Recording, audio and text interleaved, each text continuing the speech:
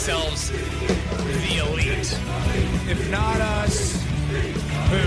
A little bit of the bubbly. And if not now, when?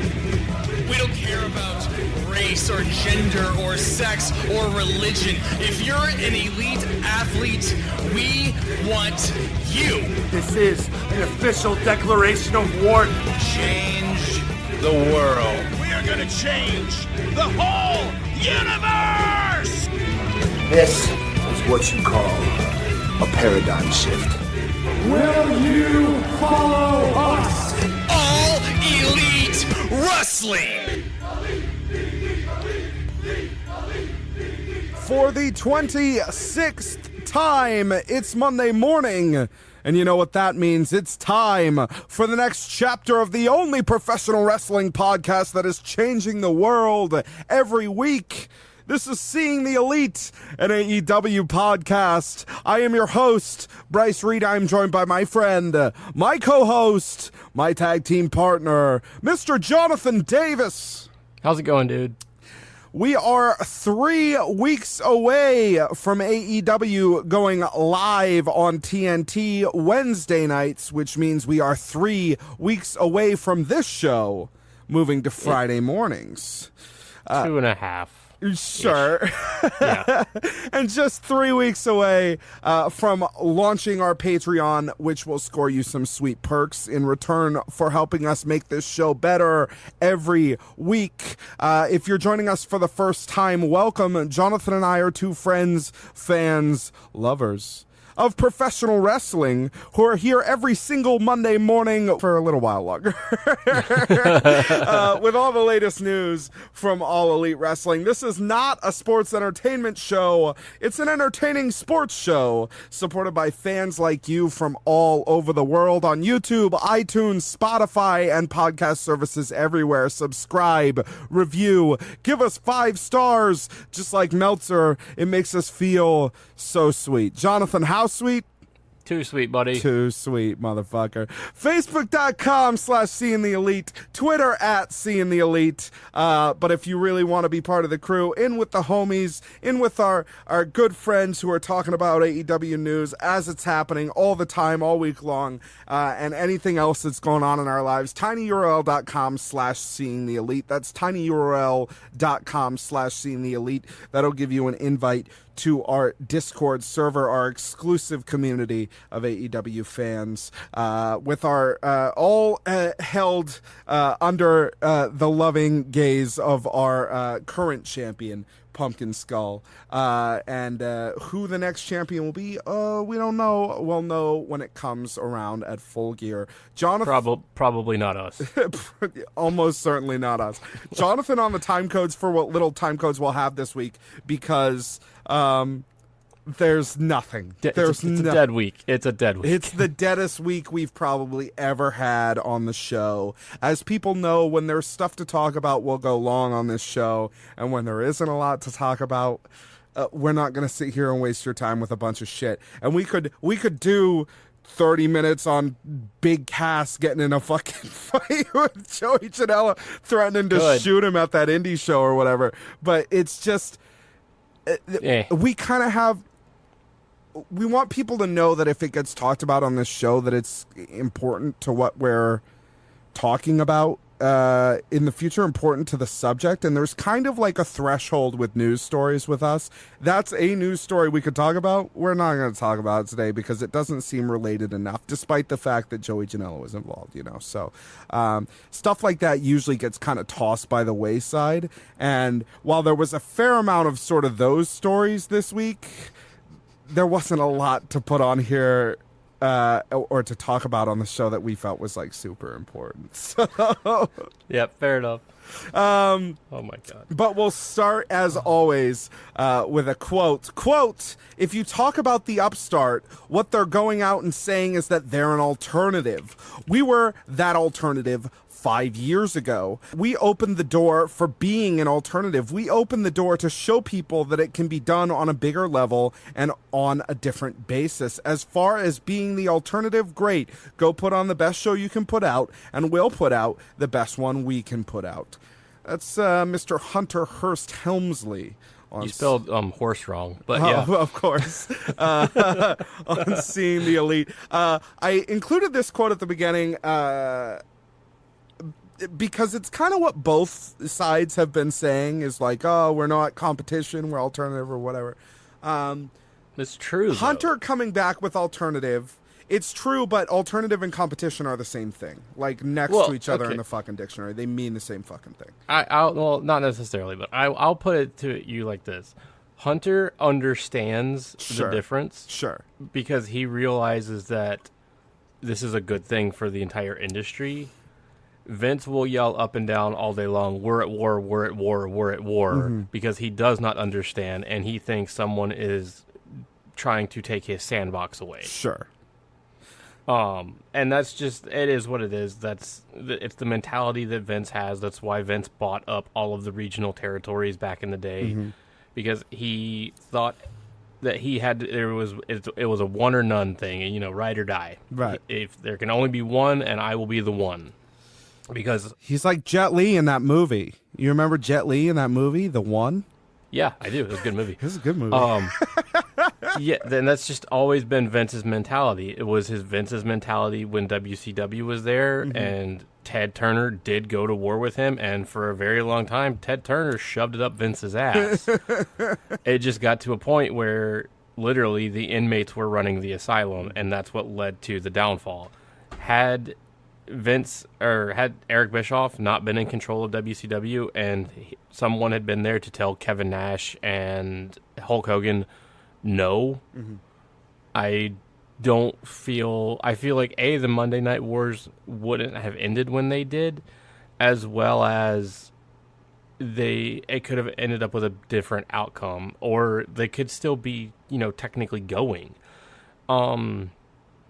It's really just that mentality that Vince has of like, it's my way or the highway, and I'm the biggest dog in the park. Well, that's really the issue. That's kind of an interesting subject to get on, because that's kind of proof positive in the industry that the quality of your product can kill you. Absolutely. That is truly what killed WCW. And that the audience is willing to walk away and go to the other side. There's no, they don't have a reverence to your brand like that, right? Because WCW was killing WWE for a long time. 51 weeks. Right. Or whatever it is. Right. Yeah. So, and then all of a sudden they weren't, because the show wasn't as good. So they went over and watched the other product, right? It's not even that the show wasn't as good, is that it was fucking awful. So that is something that WWE should be afraid of, because they're in a place now where their product is not good, and in many people's opinion, much worse than not good. And all AEW would have to do is present a product that people like more, and I think you'll see the reverence start to erode there. Now, what Hunter says here about like NXT made being the alternative cool or whatever, that's fucking nonsense, quite frankly. They're an alternative in the same way that Diet Coke is an alternative to regular Coke. Like, it is, but you're paying the same fucking people, so it's like not an alternative, really. It wasn't really an alternative. It was more just that we all preferred to watch NXT because everybody on NXT was better. And it was a better show to watch, because people in charge and the people producing did a better job. They cared more. And in a lot of ways, to say, he kind of gets away with it here, because alternative in that it's something else you could watch instead of Raw. Sure. Alternative for a lot less time. Right. Alternative in that it's a product made by the same company is not what most people would call an alternative. You know what I mean? Like, if you're paying, if it still says Coke on the bottle, like, people are like, oh, it's Coke. Yeah, I mean, there's a reason why, even to this day, NXT was considered the B League and the feeder scene into Raw and SmackDown, is because that's what they were. Right. That's not even fans being mean or whatever. Like, they were the feeder league. That's what they were supposed to be. So. Yeah, you were the minor league, so it was just that they took the time and the effort and to put on those ball-buster badass shows because they wanted a spot on the big show, even though they knew as soon as they got that spot, it was going to hell. The real interesting discussion here is NXT becoming its own brand now to fight AEW basically exclusively on its own. I've seen a lot of very interesting rumors about roster shifts to accommodate that. Gargano talking about staying, all this stuff. Gargano talking about staying, Adam Cole talking about staying. Yeah. KO saying he's going back. Good. So good. He fucking belongs there. That's making me interested again. I have no problems watching 4 hours of wrestling a week across 2 different shows. Sure. The interesting part of all of that is that Raw and SmackDown are kind of non sequitur at this point. Yeah. Like you don't have to get the brass ring of Raw and SmackDown anymore. Like something as, and payments different or whatever, like the point being the zeitgeist is going to be focused on this sort of battle between AEW and WWE. And Raw and SmackDown are not competing in that. So SmackDown's over here on Fox, like probably drawing bigger numbers than any other show just because it's on Fox, nights. Right? Yeah. I will say this. That right there is probably the main reason that SmackDown is not going to be competing with AEW is because of the Fox deal. Yeah. And there's no way in hell wrestling is going on Wednesday nights on Fox. Yeah. There's a reason why they're going on Friday nights. It's because Friday nights are considered the dead night of television watching. Sure. For network television especially. Yeah. And so it'll be really interesting to see, like, at the point where it's WWE NXT versus AEW, I don't know who the fuck gives about whatever's happening over there. And I think it's very interesting that was what Vince was willing to do. Now, it was kind of arms tied behind his back because he doesn't want to move Raw to... doesn't want to be Thursday, Raw Thursday again, or whatever. Like, he's pretty dead set on Raw remaining a Monday show. AEW wasn't going to go up against them on Monday. And their hands were tied on on SmackDown being on Fox. They're being told what night of the week that's going on. So really the only move they can make against AEW is to move NXT where they've moved it. That not necessarily. They could have actually turned 205 Live into a show. Well, supposedly it's all being rolled in, right? Yeah, but I'm just saying there was an option. Sure. This was the best option that they had. Not arguing it. I'm just saying that there was an option to make true main roster guys into a third show. But that's what's so worrisome about it is that with this being the only dog in the fight right now that they're going to be able to have, everybody's generally pretty worried that Vince isn't going to be able to stay out of it. He's not. If anybody, and I've said this before, if anybody realistically thinks that Vince McMahon will not be in Gorilla or be in someone's ear throughout the entire... For the first 2 weeks, it's only an hour because of the Suits finale. Right. And USA was like, no, fuck you, this is happening. Yeah. But once because they'll go live 2 hours the same week. Mm-hmm. Once that happens, if anyone thinks that Vince is not directly involved with everything in NXT, they're sadly mistaken. It would be a big surprise to me. It would be a big surprise. Yeah, same, because it's on live television 2 hours a week. He's going to be involved. He's going to make his say known. He's going to throw scripts out. He's going to tell performers how to wrestle. He's going to tell commentary what to say. So the quality of NXT is going to diminish greatly. If you and I are both surprised and that doesn't happen, then NXT on USA can be an amazing show and will be something that I will watch every week along with AEW because I do enjoy a lot of the talent there. And I do enjoy a lot of the talent that is, rumored to be going there. So I wouldn't be worried.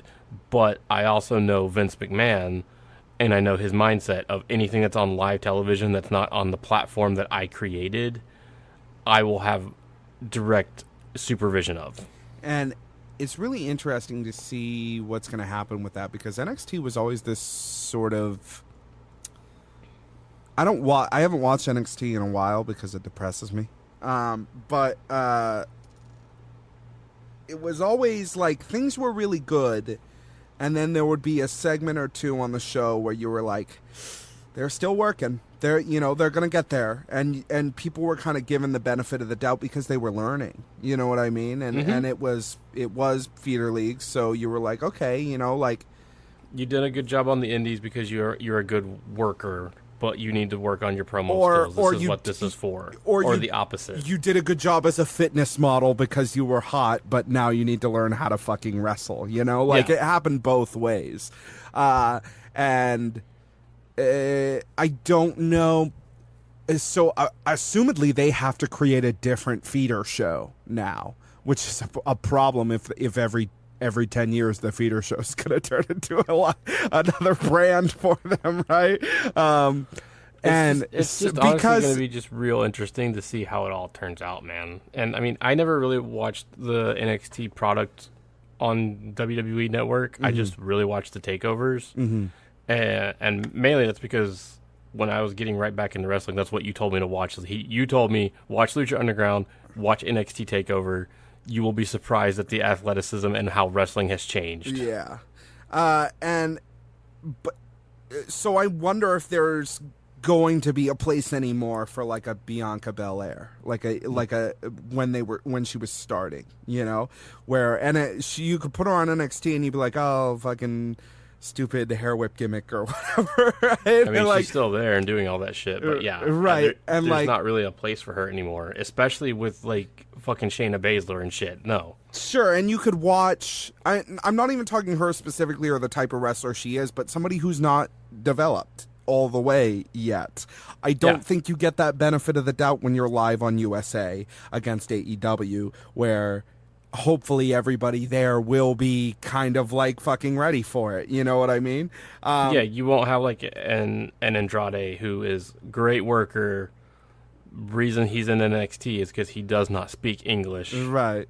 And he can't do a promo because his English is very weak. Things like that. Like, you're not going to have that. There's no problem putting Adam Cole or whoever or Ciampa or any of those guys on television.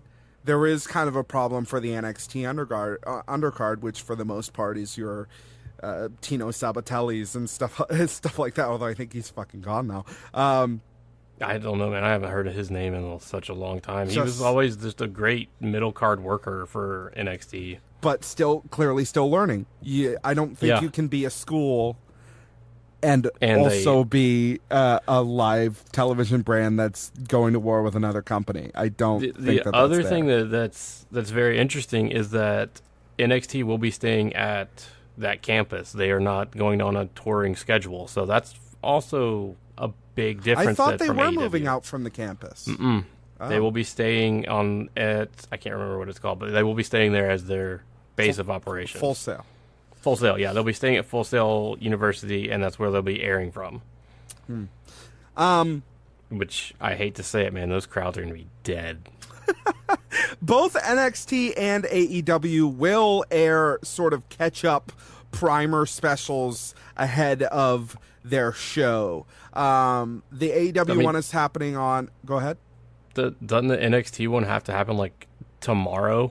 I don't know when the NXT one is happening. I didn't know we were going to talk about NXT to this fair enough, yeah. length. And so in the document, I only talk about the AEW one. The AEW one will air on October 2nd, on October 1st, ahead of the debut on October 2nd.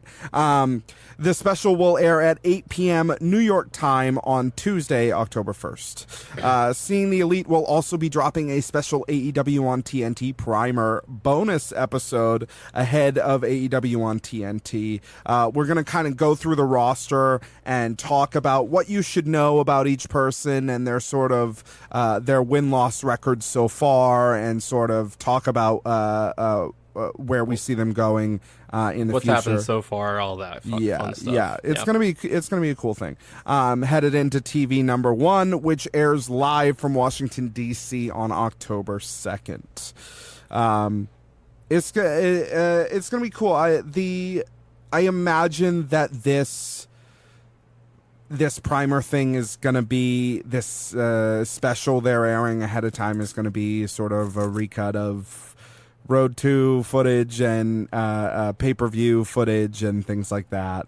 It'll be interesting to see what kind of narrative they want to weave before they go on television. Yeah, I might check it out. I may not. Like, we've known historically now with the 2 that have happened, the catch-up episodes are really just a recut of the Road 2 videos. Yeah.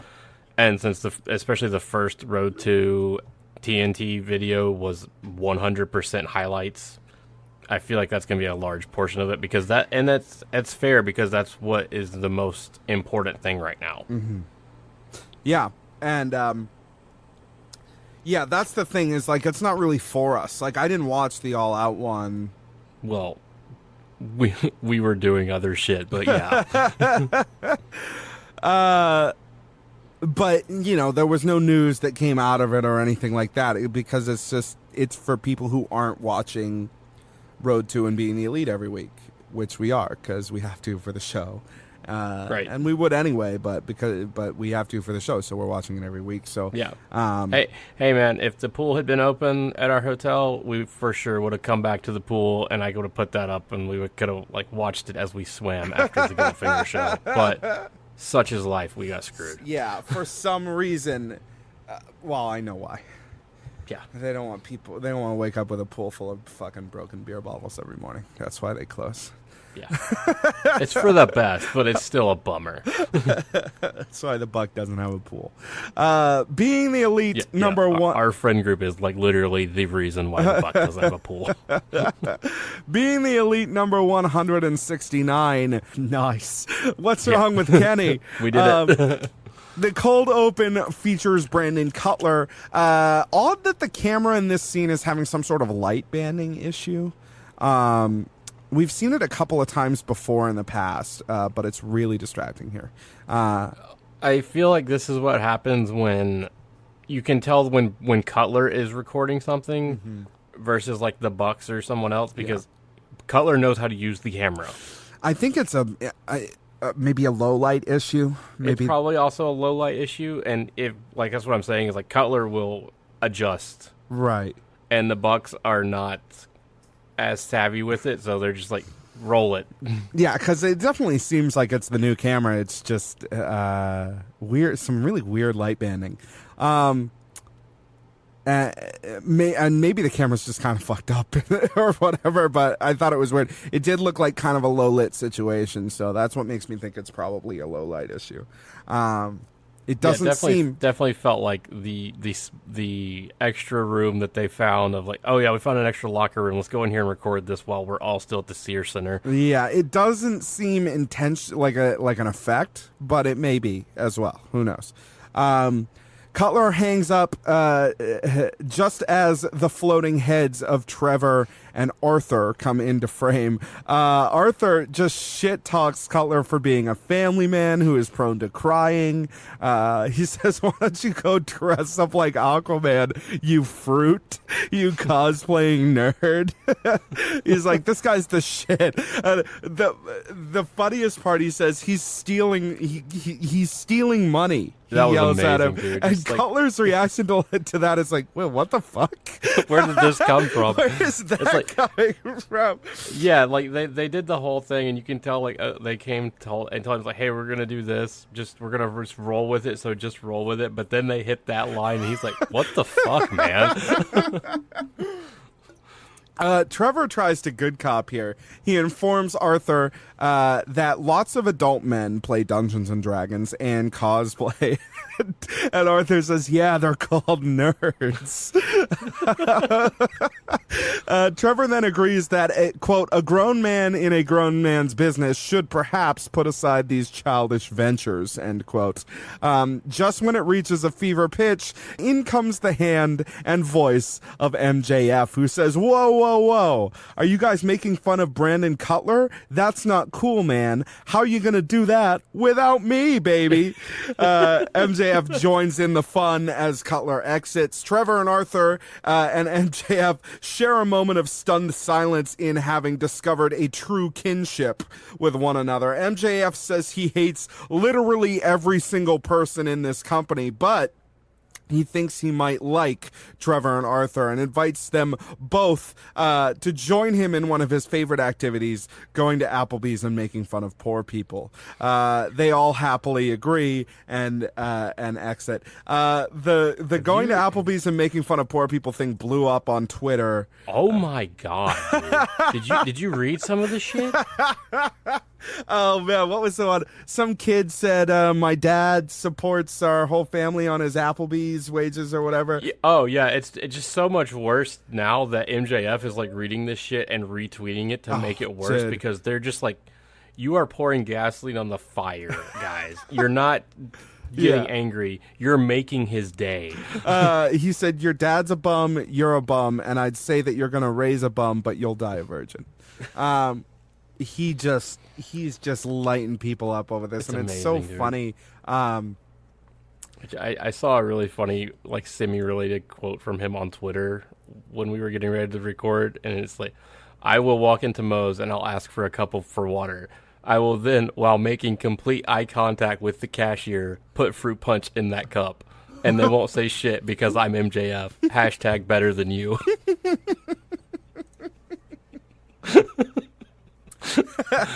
The full eye contact part is just that's the icing on the cake.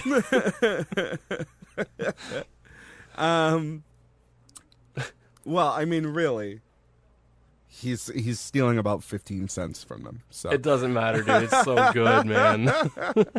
Out of the title sequence, the Bucks sit against the wall of their home gym with ice all over. They more or less reiterate the things they talked about at stand-ups after All Out. How scared the locker room was, having to call their mom, their wives' reactions. They also talk briefly about how soreness after matches never affected them like it does now. They chalk this up to age, but I think it probably also has to do with them doing it less often. When you're in the grind, it just it all fades into a dull, numb pain in the background. Your body gets used to it after a while, and now that you're only doing this like once or twice a month, and then you have like an insane match like this, yeah, you're gonna feel it. Apparently, both the Bucks' mom and Jerry Lynn told them to never do a match like that again. That's hilarious that Jerry Lynn did, man. The Bucks next look forward towards the tag team tournament. Next is the BTE equivalent of beating a dead horse. Once again, heavy light banding on the camera for this one. Best friends Orange Cassidy and the librarian Peter Avalon are eating at a table. Rick Knox comes by and asks them to clean it up, put their knives and fork back where they're supposed to be and whatnot. He then counts to make sure that they all do it, and they all do it. At this point, I'm guessing that they hope that if they continue to do this joke long enough, it will become absurd and therefore funny, that they are continuing to do this joke. Other than that, I've really got nothing for it. No, dude, it's literally the same thing as the Joey Ryan thing, man. It's we're just doing this every week until we find something else that is funny. Like, I understand people put time into these videos, and so like you know, and then they send them to you, and you don't want to necessarily not put them up, but I feel like there should be more. They fucking filmed this, dude. There should be more impunity on Nick to be like, how many of these have we done, and are they funny anymore? I would agree with that if they weren't all still in the Sears Center filming this shit. Right. Yeah. So it's like they filmed this. Yeah. Next, back to the Bucks for a workout montage set to some movie score music and a short promo about the upcoming tag tournament. The Bucks talk about how this tag team tournament on TNT will bring the Young Bucks to a wider audience that they've never ever had before. As such, the onus is on them to sort of defend their legacy and show the world that the legend of the Young Bucks isn't simply a product of underground hype. I do hope that we see, supposedly, the brackets finished. I hope that we get to see it ahead of the tournament. I'm sure we will. I feel like we will, especially with as sports-centric as we have been talking. As well as we have a week of TV before the tournament starts. So yeah. I think that's one of the things that will be taking place during the first week of TV. One of the things we also learned, and we'll talk about it a little later, is that the first actual match on TNT is Cody versus Sammy. Yes. So yes. that we'd known that for a while, but yes. Well, see, I interpreted the announcement as that it was the main event of the evening. Yeah, no, it's the opener. And that's awesome. Yeah.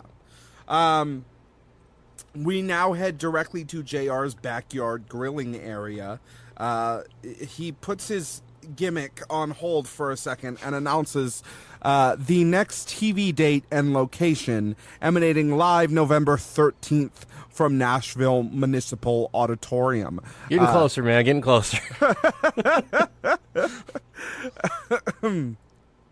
JR talks about having called Flair versus Steamboat in Nashville 30 years ago, and then shouts out some local establishments that he hopes to hit up as AEW rolls through. I thought this was cool. All the fucking grilling stuff I can do without, but that's just JR's thing, so I just ignored it. It's JR's thing, I guess. It was cool to have him announce it. Nashville is a great choice for a place to go. The Municipal Auditorium is kind of an interesting building. It's going to make for a great show. This is one of the ones where, like, if this is as close to Atlanta as we're going to get for this year, that I will consider going to, because Nashville's a really cool city anyways. It's not terribly far from me. Yes. And, that one's cool. That's a lot of fun. So that makes the full schedule that we know right now: October 2nd in Washington, D.C., October 9th in Boston, October 16th in Philadelphia, October 23rd in Pittsburgh, October 30th in Charleston, West Virginia, November 6th in Charleston, North Carolina. Then we're on to Full Gear, which is November 9th in Baltimore, Maryland. Right after that, November 13th, Nashville, Tennessee.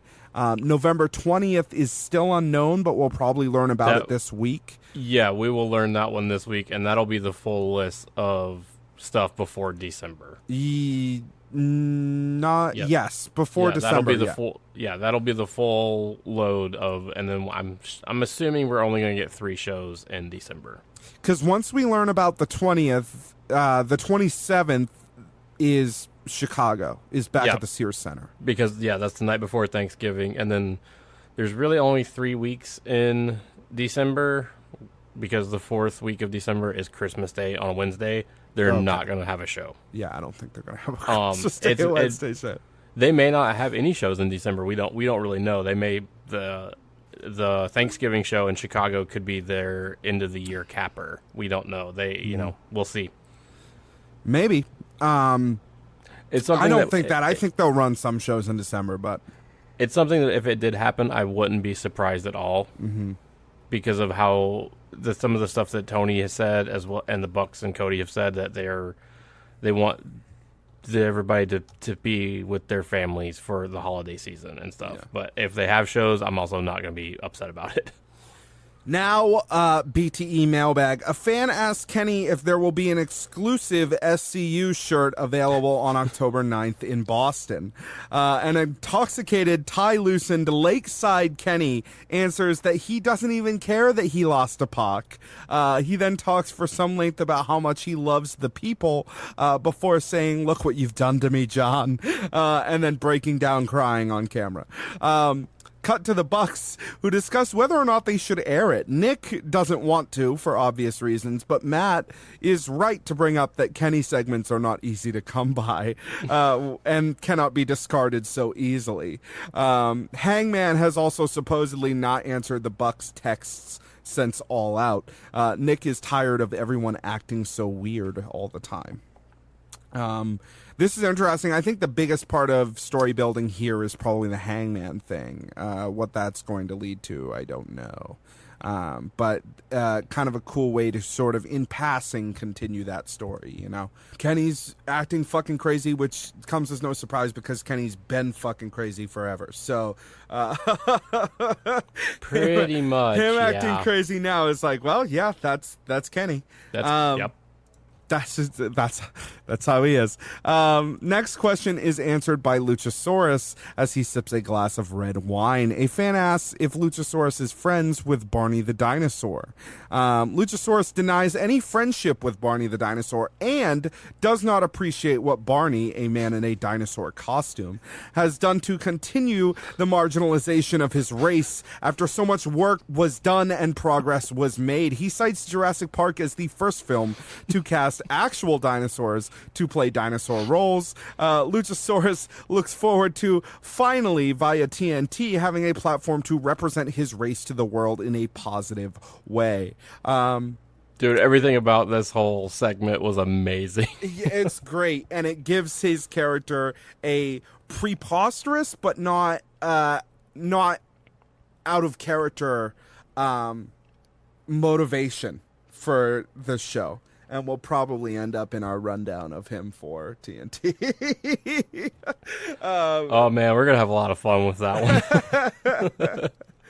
But that's the end of the episode.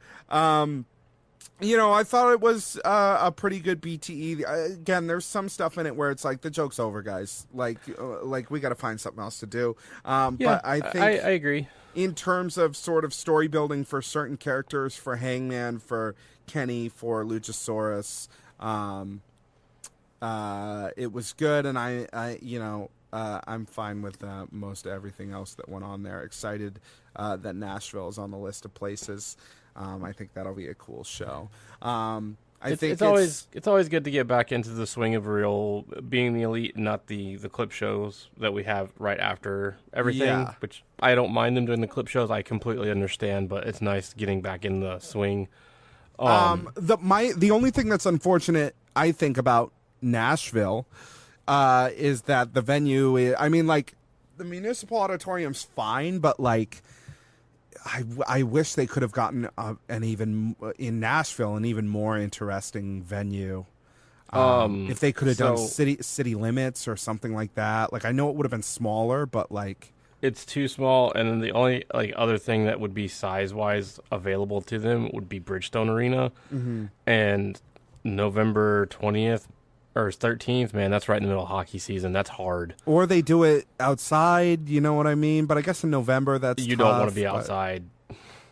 In November in Nashville, how cold is it in November? It's not cold, but it's chilly to the point that the wrestlers are not going to want to be outside for 20, 30 minutes in essentially their underwear.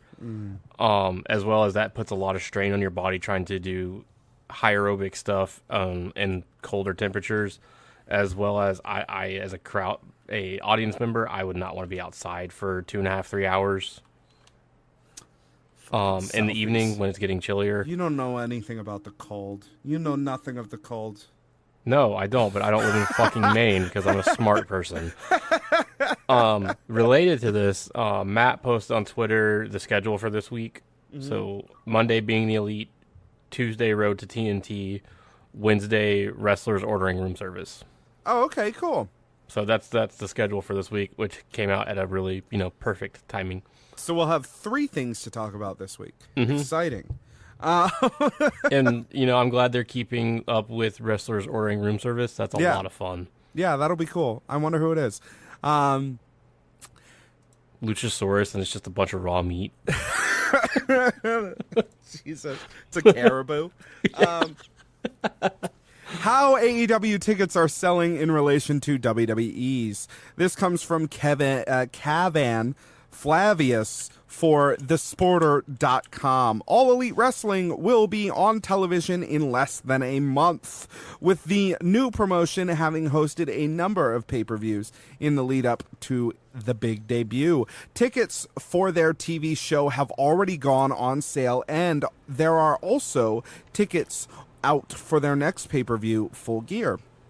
The Wrestling Observer newsletter has disclosed some data as it relates to the sales of tickets in Charlottesville and Baltimore markets and how it compares to WWE sales.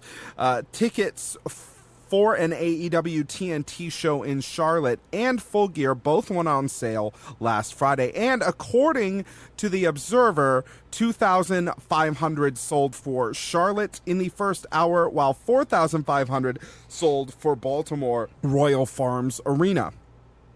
By the end of the first day, capacity for the Baltimore show was at 65%, just a little above what Raw sold for the same location last week. AEW is also opening additional sections as they sell in front of the camera first. These have all sold out. Let's take a little bit of a pause right here. Okay. Comparing to how Raw sells tickets, yeah, this is the smart way to do it. Mm-hmm. You sell everything in front of the cameras first. Right. Where, in comparison to Raw, who just puts the entire arena on sale. Right. So if you're selling what's in front of the camera first, then you know for a fact what your audience is going to look like in front of the camera. Mm-hmm. You don't necessarily have to come back after the fact, move people's tickets, close down sections, add curtains, all that kind of horse shit. Right. Yeah. So they're doing this the smart way. There are still tickets available for Full Gear, which could be viewed as a drop given the fact that Double or Nothing are all out sold after just an hour. At the time of writing, StubHub had 290 tickets still up for sale, attached to a $30 entry fee. Charlotte tickets are going for $48, but tapings in DC and Philadelphia are significantly lower. Markets are going for $6, $12, and $11 respectively. I think Did you check Ticketmaster too? I didn't. No. I mean, I'm sure there's still tickets. They're more expensive tickets on Ticketmaster. Sure. I understand why there's tickets still available for Full Gear. There's a lot of people, and we've talked about this, who are waiting to see how the first few weeks of TV goes. Well, yeah, that's the big thing for me. That's the reason why I'm not going to Full Gear. It's like, all right, we did, Fight for the Fallen and Double or Nothing and, Fyter Fest sold out and All Out sold out. And now we know the TV show is coming and they have this other pay-per-view announced. And it's like, all right, let's just see the fucking show already. Yeah. And let's then see what's going to happen. Yeah. Right. The ticket prices for DC and Philly, I mean, this is because the scalpers bought all the tickets. Sure. But the fact that the scalpers bought all the tickets is not an indication that those tickets wouldn't have sold to people who weren't scalpers or that the event is unpopular or whatever, right? Oh, no, not at all. I'm just saying that the tickets are this price on StubHub is because the scalpers bought all the tickets, which in the grand scheme of things, AEW doesn't give a shit. It's also not AEW's fault or problem. No, they've made their money. It's more an indication of where that business is, because I'm sure, I went to see the Billy Joel show at the fucking Fenway last night. I'm sure if I had waited until the day of and went to buy a ticket, I could have gotten it for well under face value, just because they're trying to make anything at all on those tickets. The Avail show that happened in Boston this week was the same way. It went on sale, it sold out, it was like this hot ticket that was sold out for a long time, and then they were going for like $5 on the day of. Oof. Because the scalpers buy all these tickets, and then when they don't sell at these inflated prices that they want them for, and they get to the day of, they're like, I can either take $5 on this fucking ticket or I will get nothing. Yeah, and it's not like you or I who are like, okay, I'll just take the nothing right, and go to the show. The sad part of their business is that they have no attachment to these tickets whatsoever, and they're buying these things, and so when because people say they have no tickets, and because it takes so much planning to go out and stuff like that, people who would have gone now aren't searching for tickets the day of. They've found something else to do. You know, and so those day of tickets, like, they probably go to people who kind of live around the arena, and they're like, oh, Avail's playing, well, you know, what are tickets? Can I get tickets somewhere? Typically people in the city. Yeah, like but if, say, AEW comes to Atlanta and it immediately sold out, I'm probably still going to wait until, like, day of. I'm going to go to the show. right. But I'm going to wait till about the day of, and I'm going to see what's available. And even if it means I'm waiting until the hour before to buy my tickets off StubHub, I'm already going to plan for that. And that's what I'm sure a lot of people are doing. They're planning on going. I'm going to go to the show anyways, but I know these tickets are overpriced right now because I missed the Ticketmaster part. Right. There's some people who are like, you know what, fuck Ticketmaster, I'll buy off StubHub anyways. If you live near enough to the venue, I can see why you would do that. But it's unfortunate. I guess the thing I'm trying to illustrate here is that, like, that's how the secondary market is right now, and AEW is particularly affected by it because there's a lot of buzz around the tickets. The more buzz around your tickets, the more that's going to be. And the more sort of successful sellouts like that you have. I think as a ticket buyer, as a fan, as much as it's nice to sort of brag about how successful, sellout, isn't that amazing? I think as a fan of the company, you should be pretty stoked that it's sort of dying down for the time being. Yeah, I would agree. Especially, like we were at Fight for the Fallen. When we were there was plenty of empty seats available. Sure. There was Fight for the Fallen 2 was like a different animal. Like, Fight for the Fallen didn't sell out super hard. It supposedly soft sold out on the day, but... Sure. But, like, all out, man, you could have counted like maybe 10 empty seats in the whole arena. Mm-hmm. But especially once the show got going, there was not many empty spaces that you saw. And especially with TV coming, it's a weekly thing. It's not going to be that pressing need to sell out every single week. AEW probably won't do as well as WWE in Charlotte, although the latter's Clash of the Champions PPV is in a different building. So according to the source's numbers, a WWE pay-per-view sells better than an AEW TV show, but an AEW pay-per-view beats WWE TV, while there's not much between AEW and Raw. AEW isn't doing half bad. It appears that AEW is doing pretty well for starters, and that they're almost matching WWE in certain markets while beating them in others is a good sign. Things could go either way once their TNT show starts really rolling. We will probably have some more sales statistics for you then.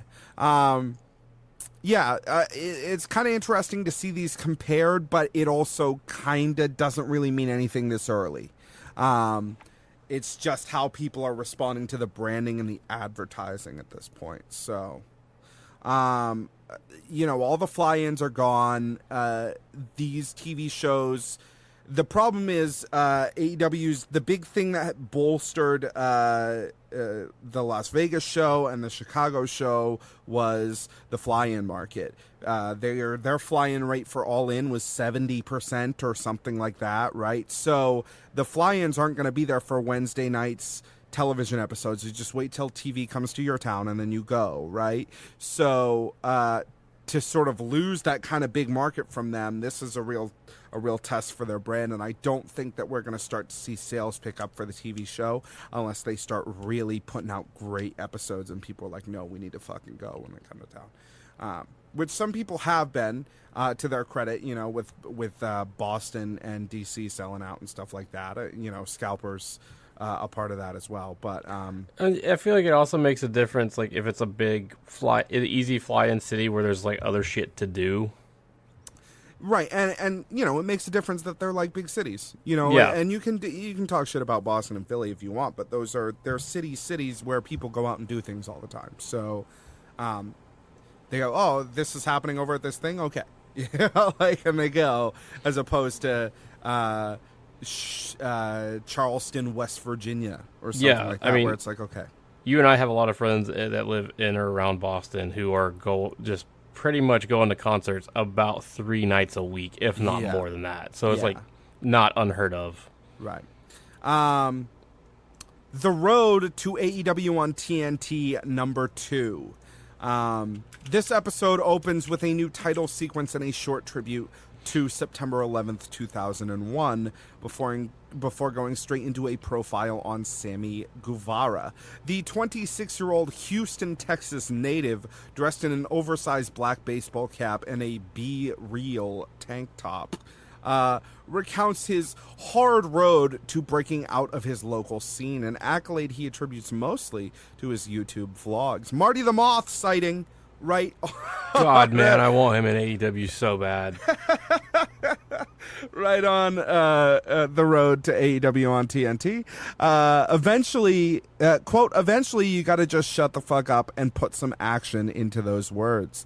Sammy talks about losing money on shows far away from where he lived just to get exposure over a montage of free running and jumping, jump roping on a roof and shit. Just like the douchiest shit you can imagine.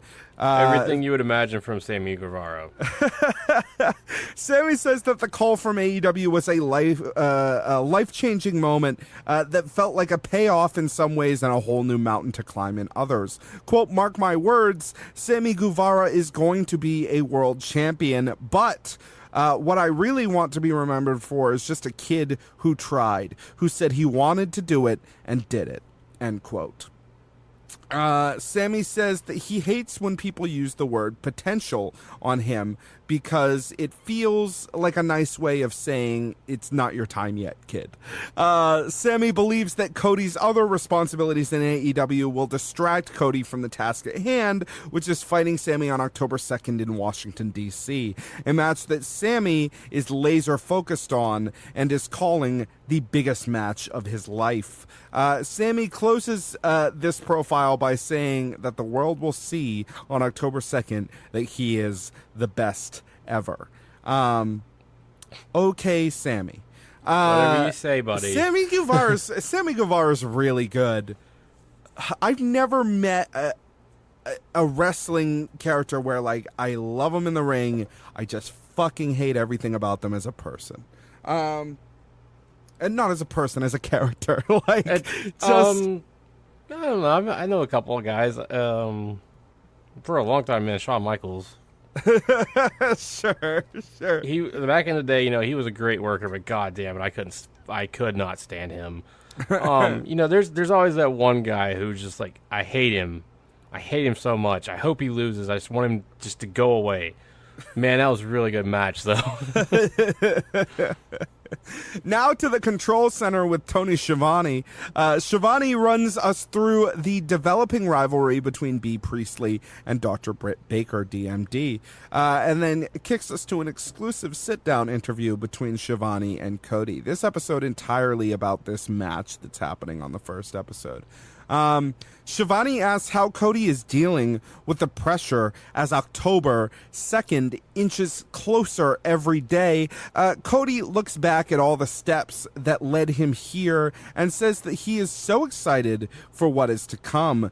There is pressure, but it's, quote, the pressure I always wanted but didn't know I wanted, end quote. Cody says the thing that will separate them from anything else out there, WWE, is their willingness to listen to the audience. He understands the desire as a wrestling company to lead the audience, quote, but sometimes they can lead us and take us in directions that perhaps we weren't prepared to go, but we will be prepared to go, end quote. I think this is really important. I think he's totally right. I agree. And we talked a lot about that in Discord this week, and like the best example of this is like Luchasaurus and Jungle Boy. Yeah. That was 100% meant to be a one-off silly thing, and has now turned into one of their hottest tag teams. Like it's now a thing because the audience caught under it and was like, yo, that works, run with it. And they did. Thank God they did.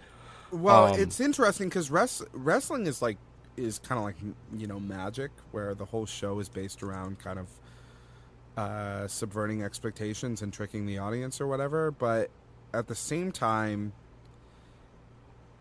you got to play the hits. You know what I mean? And like, if people really respond to something that you're doing, do it. I know, like, that's the biggest problem. Or you know, you try to. Other wrestling companies somebody will get wildly popular, and it seems like they're making an effort to make that person less popular, which doesn't make any fucking sense as a company. Like, if you strike something and sparks come out, like, okay, hit it again. You know what I mean? Like, if the audience wants it, just give it to them. You're gonna make more money that way. So, yeah. Yeah, I think that's super wise, and hopefully something that is sort of like scrawled on a big wooden plaque in the meeting room, you know. Oh, I'm sure it is. I'm sure it's like one of like the few things like on the whiteboard that just like don't erase this. Right, core tenets of their sort of writing and booking ideas. Cody says his match with Sami is perhaps the greatest pressure that he feels. He does not want to be embarrassed by a young performer on such a huge night in the very first match on TNT in almost 20 years. Cody says he's not overlooking Sami in any way and is well aware that Sami dislikes being told he has potential, even though Cody truly does think he has a lot of potential. Cody says that losing to Sammy Guevara would cost him his match against the world champion Chris Jericho at Full Gear. Shivani asks if Cody thinks that his position as EVP has afforded him this title shot, and if so, does Cody think that that's an issue? Cody says it's much easier to be liked when you're an underdog.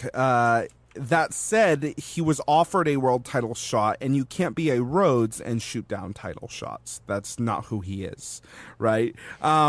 Cody then flips the interview around and asks Shivani if he will return to the desk and if he will call matches alongside Jim Ross.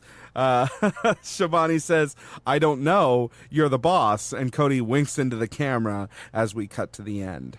I thought this whole little thing was like, it was really funny to me, you know, like Cody's, you know, he's sitting there being interviewed and then he's just like, no, I'm flipping this around on you. And, you know, you could tell like this was the first time they did it because Shivani was actually uncomfortable. Mm-hmm. And he's like, I don't know. You tell me. You're my boss. I'm not gonna say anything one way or the other. You know. And then the whole thing where Cody turns to the camera and he's like, I'm winking. Do you see me winking? I'm winking. And like, okay. There's been things like this that have come out. I'm fine with that. I don't think it'll be every match. I think it'll be some matches. There's been some of the stuff that come out of the Comic-Con stuff where they've talked about a TV title down the road. So yeah. Things like that, like that Cody is like, I'm hinting at this because it's going to be down the road, but just understand it's down the road. TV title's awesome and really smart. We talked about it in Discord this week. Shivani and JR together on the table. I understand why people are excited about that. I think it's a mistake. It's fine, like I said, for some matches. Yeah, it's fine. I don't think it's good. I don't think it's as good as like, I honestly I have no interest in either of them.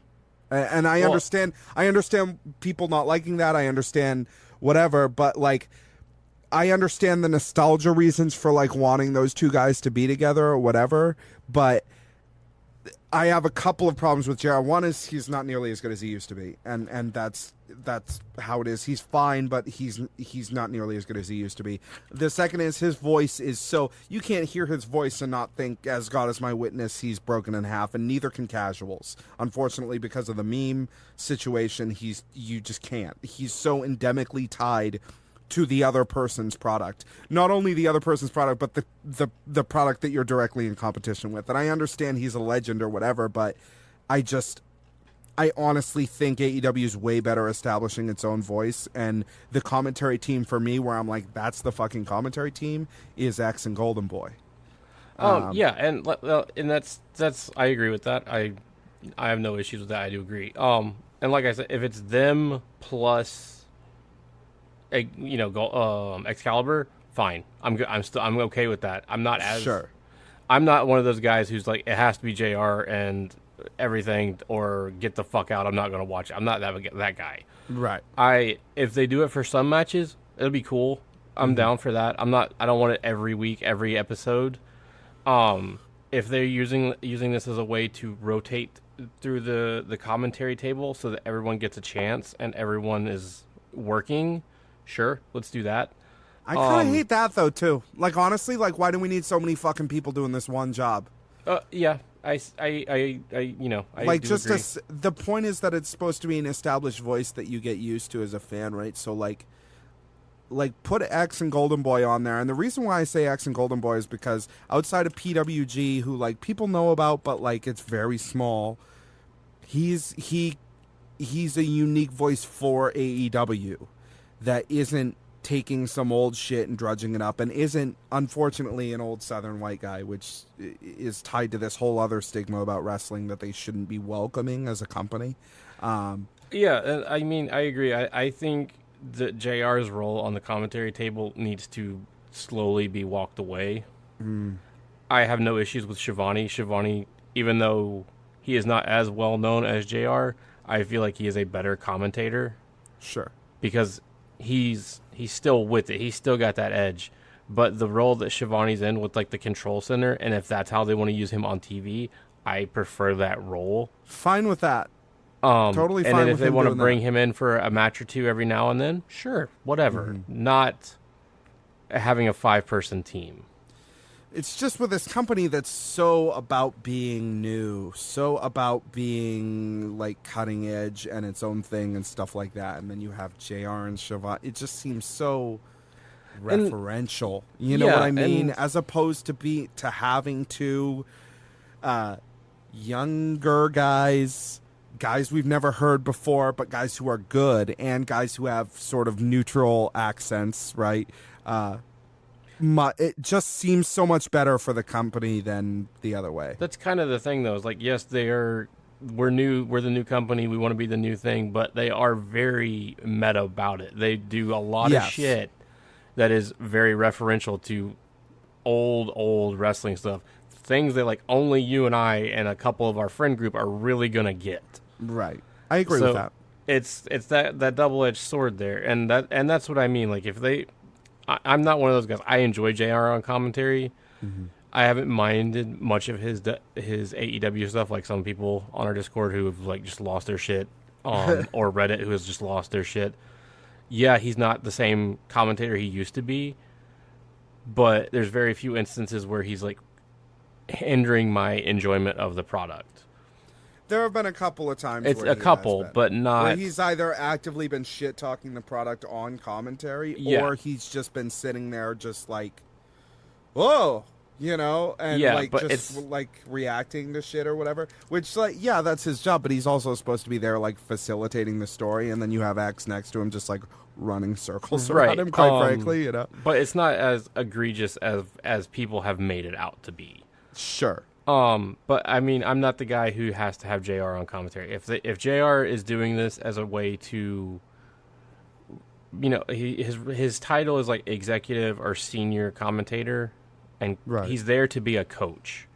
I think that is a perfect role for JR to help coach these guys because he does have so much experience in the business. I agree. And if that means he's on air for now and they're slowly moving him out so that he can just go be a coach purely, cool, that's fine.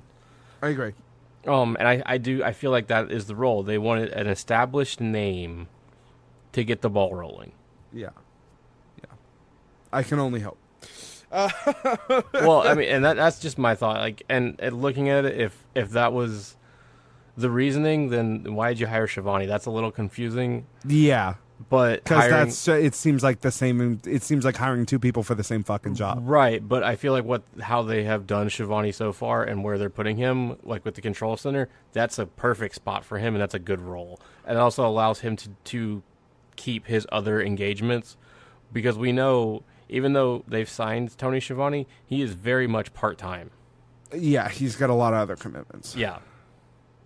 That's kind of all for us this week. Like we said, really, really slow news week. Everything's kind of quieting down. I hope things don't cool off too much. They do have this TV show coming. I mean, advertisements are running all over the place, including in movie theaters and things like that. Hopefully that'll be a big deal for them. But other than that, YouTube, iTunes, Spotify, podcast services everywhere. Subscribe, review, give us 5 stars, just like Meltzer. It makes us feel so sweet. Jonathan, how sweet? Too sweet, buddy. Too sweet. Facebook.com/Seeing the Elite. Twitter @Seeing the Elite. tinyurl.com/Seeing the Elite if you want to join the crew, if you want to talk to AEW fans from all over the world as things are happening. Shout out to the champ, Pumpkin Skull. Jonathan, before we go, you got anything else for these people? No. I'm hungry. I'm going to dinner. Listen to that new Avoid One Thing record. It's really good. Yeah, do that, man. That's a solid record. And play some Borderlands if you like Borderlands. The new Hobo Johnson is also really good. I don't know who the fuck that is. I thought you were talking about a wrestler. As far as like kind of slam poetry influenced rappers go, I'm actually having a blast with that record. I think that record's good. That's my send off is go play video games. There's a lot of goddamn games this month. Yeah, Borderlands is out now. Huh? Borderlands is out.